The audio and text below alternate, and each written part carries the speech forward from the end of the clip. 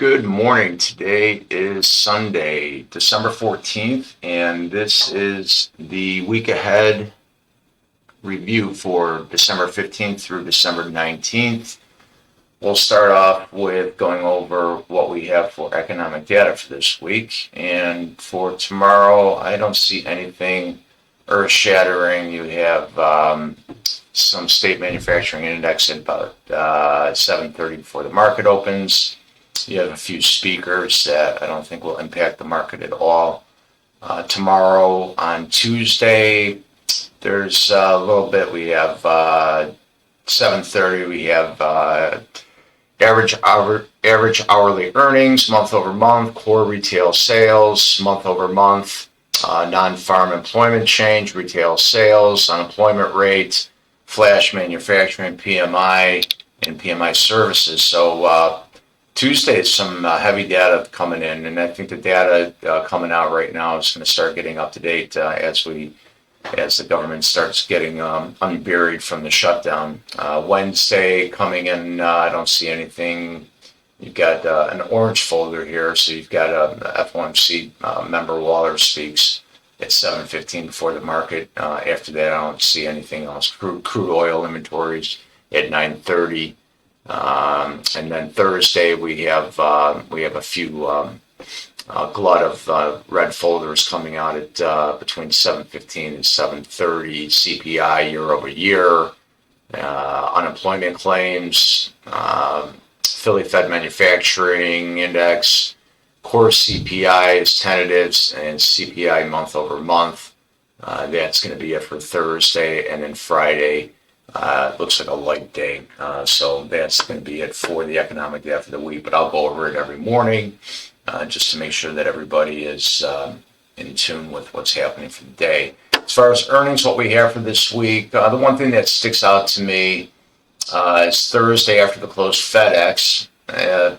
That's going to be kind of an indicator as far as shipments going for the Christmas season right now. That usually a pretty good indicator on the economy, how the economy is doing. You have Nike also. What else do we see for this week? I don't know, Micron possibly for the tech side. Things could move things after the close on Wednesday. Aside from that, maybe Carnival on Friday. And that's about it. Pretty light schedule when it comes to earnings. So let's get into the nice action we had on Friday. Beautiful sell-off we had. This is, to me, I think this is a sell-off that I was looking for. I wanted to have that sell-off before we went higher, if we could in fact go higher. So we're looking at the ES right now, and had a nasty sell-off. I think a lot of it was all due to Broadcom. Broadcom was off 45 or so points on Friday. However, we did come and we held this key level here at 68.12 and a quarter. We bounced off. We've got some nice wicks. However, there could still be some more fallout tomorrow morning and the beginning of the week before we get some relief. We have to see some news that's going to have to come out to, help create this fear from happening. So right now, we are hanging on to this lower end of this regressional trend line that we have here, and this is all set back from August, I believe, that I had here. Actually, this trend line is set from May of this year, so we are at the lower end of that. We are still holding right now the 68.1225, which was the previous all-time high set back in October of this year. So that's going to be an important level on Monday coming in to see that if we do hold that level. And so you're going to have to watch that while Monday morning opens up and see what happens there. And in order for us to regain and get some confidence to get higher, I would say you want to probably regain the 68.73 and a quarter to start moving higher. Maybe we can retrace this big sell-off that we had on Friday, but I think it may take a little time.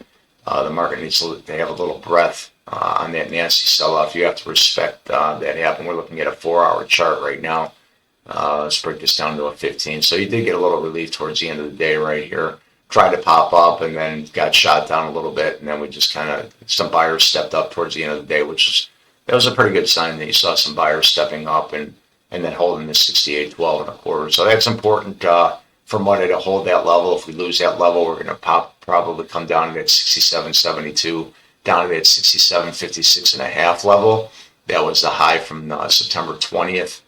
Important to hold that level right there if we farm out a little bit and take a look at things holistically. It's always good to look out and see where these levels are. So you can see right here, these highs were set back here November 20th.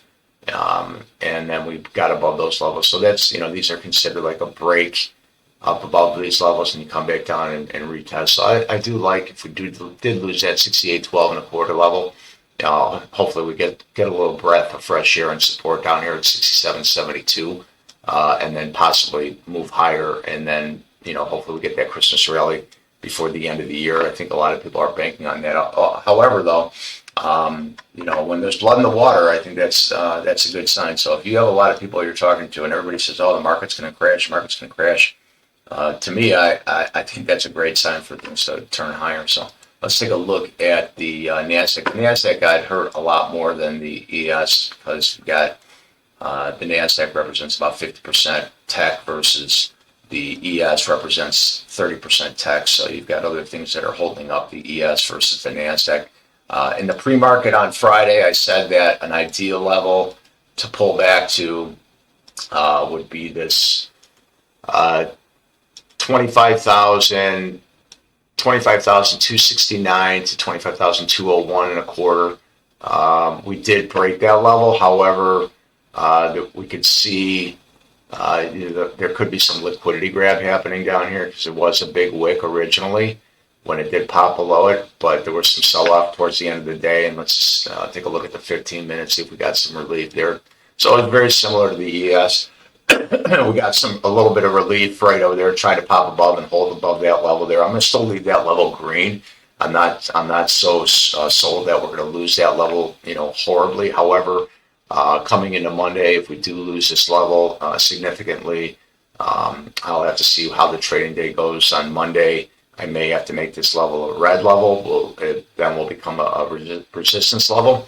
But if we do regain this level, I'm going to be leaving this as a support level, where this would just show me that this would be a liquidity grab down here for us to start pushing higher. So on the downside, if we do continue down, I think we're going to go down, touch this 25,076.5 first, and then hit that 24,988 before maybe you're going to get a little bounce. And then if we lose those levels, let's pop out here for the downside.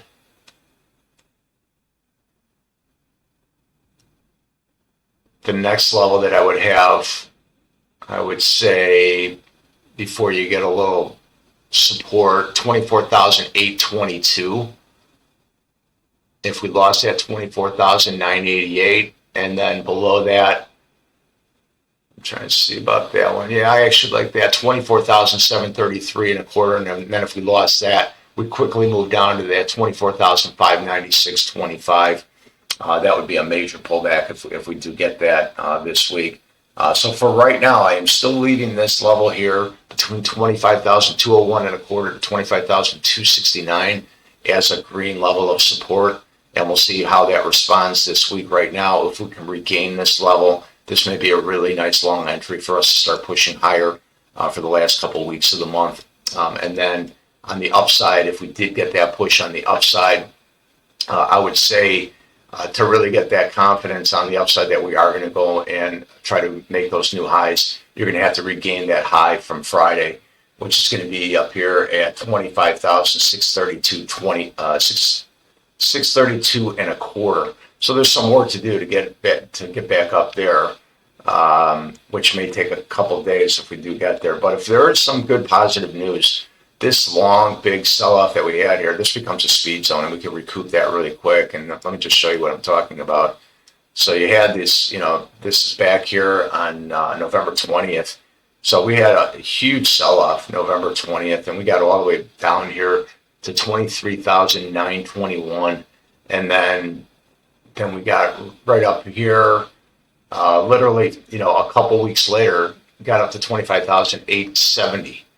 So, that's a tremendous rally off of this huge sell-off. So you have to almost try to look at this, could be the same thing. It could be almost like a stair-stepping pattern moving higher right here. So you have to keep that in mind.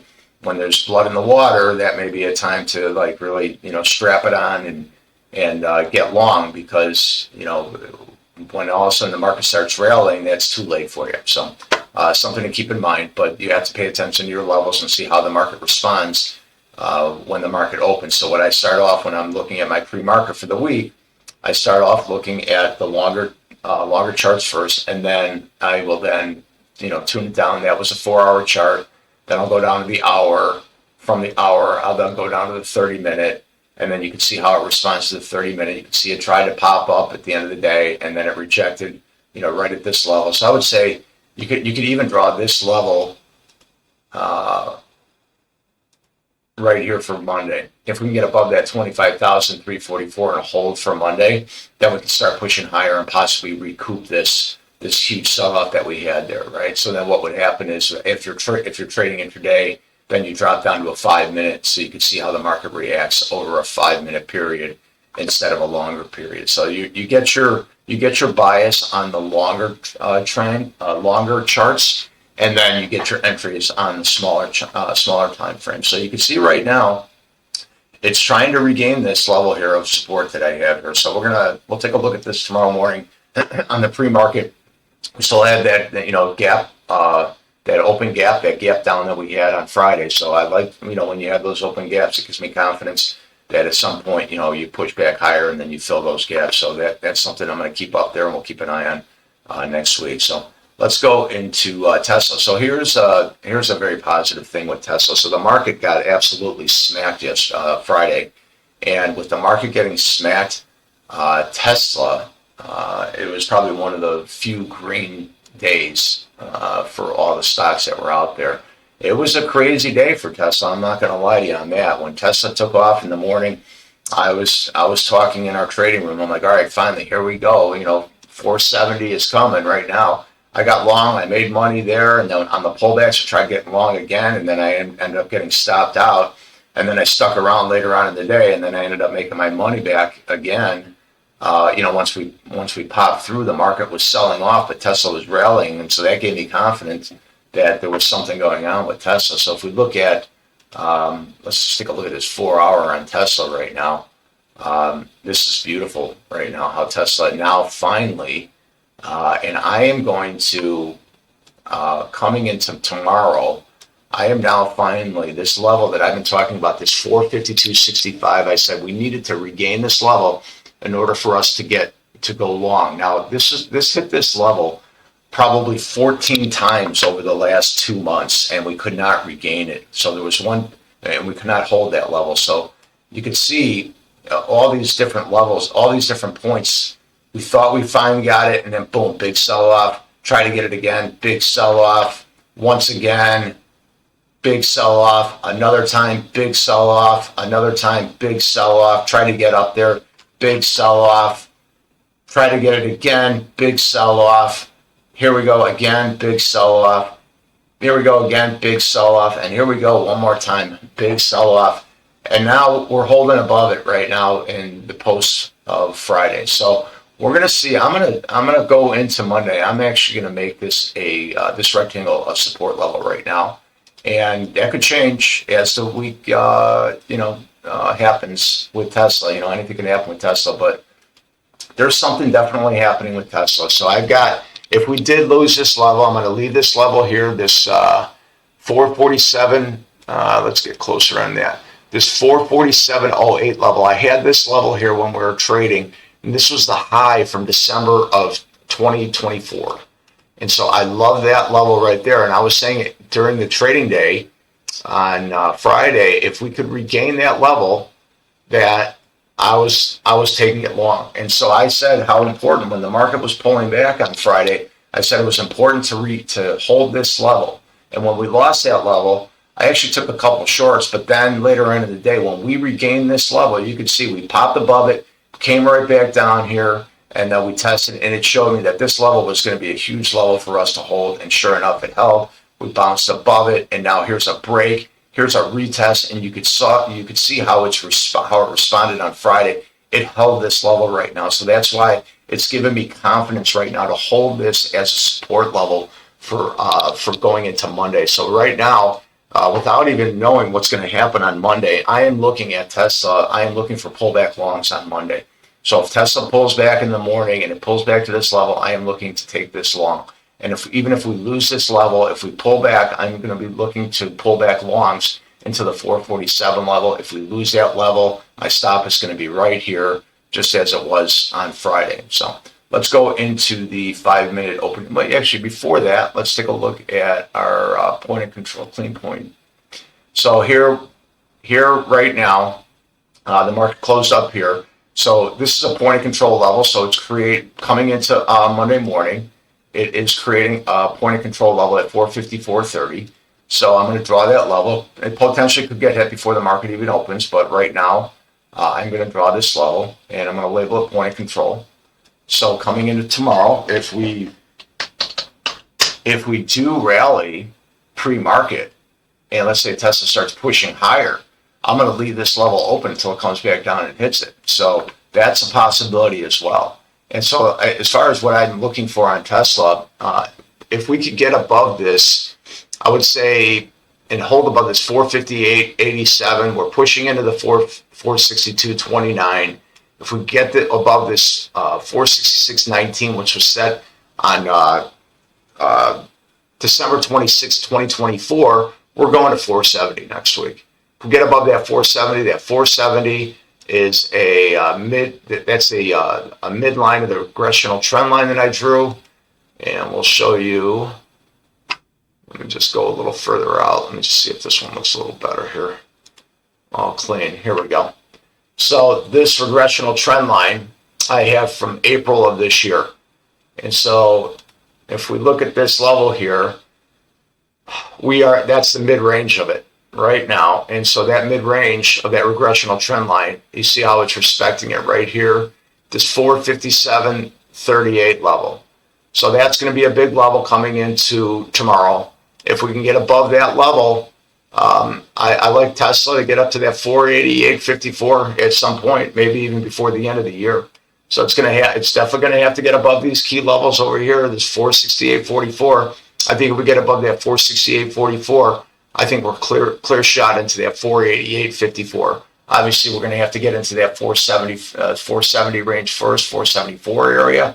But then I think if we pop through there, I think we're going. And based on the way Tesla was responding on Friday with the huge sell-off that we had, something's going on, right? So we're looking for, we're going to have a bunch of different plays, and I'll have a better view on what I'm going to do going into Monday morning, as we can see what's going to be happening on pre-market. So that being said, let's look at our 5-minute opening range trade that we had.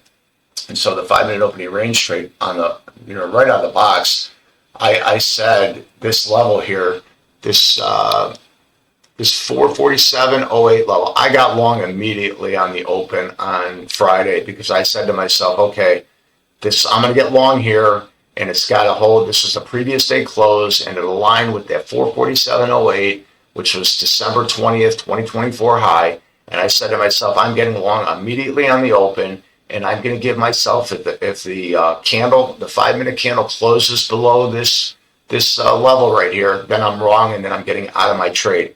And I did not have to worry about a thing. The second this market opened, it shot right up. I'm trying to think where I got in. I got in about, realistically, I think I got in about 448, maybe 449. And I rode it up probably about $4 or $5 on the opening trade. And then, I was just convinced that we were going. And then when Tesla pulled back, I got long again, and I ended up getting stopped out. Everything I made on that first opening trade, I lost. I stepped away. I came back later on in the day when we regained this level. Later on in the day, I got long again. I made all the money back that I lost here, and then some. So I ended up more positive on the day than I did had I stopped trading on the day. However, that's trading. I was disciplined enough to get out of my trade and got out of my stop, and understood that, when my trade sets up again, I'm going to be in there and I'm going to make my trade. So that's what trading is about. It's, there's a book out there, and it's called The Best Loser Wins. And what does that mean? It means that if you're able to take losses on your trades, you're going to be very successful. You have to preserve your capital when it comes to trading. So let's talk about what strikes I'm going to use. So I always do Friday expiration. So coming into tomorrow, I'm going to be using December 19th expiration. And right now, if Tesla were to open up, it would open up at 456. I'm going to be using a 470 call strike price, which expires on Friday, December 19th. And then I'm going to be using a 450 put, which expires on December 19th. And so they closed, the premium prices closed about $7.05 on the call price, and it closed about $7.10 on the put price. So, before the market opens, they're going to fluctuate before the market opens, but that's where I'm going to start out. And I'll probably change the strike prices as the market moves around pre-market, and I get a better gauge on where the market is going to open. Anyways, that is going to be it for the pre-market review for the week of December 15th to the 19th. Hit that thumbs up button, like this video, subscribe to the channel if you're not a subscriber right now. Hit that more button down below so you can get into the Discord channel where we do live trading every morning from 8:30 a.m. to 10 a.m. Central Time. And I go over this 5-minute opening range trade along with other advanced trades on when I'm taking trades at certain levels. And, you can ask me any questions about everything and anything. And, I've been trading for well over 40 years, so I have a lot of information, and I really don't know what you want to know unless you ask me a question. So again, hit that thumbs up button, subscribe to the channel, and join our Discord community. Have a great rest of your weekend, and I will see everybody tomorrow morning at the pre-market live that I do at 7:30 every morning at 7:30 Central Time. Thanks, everybody. Have a great day.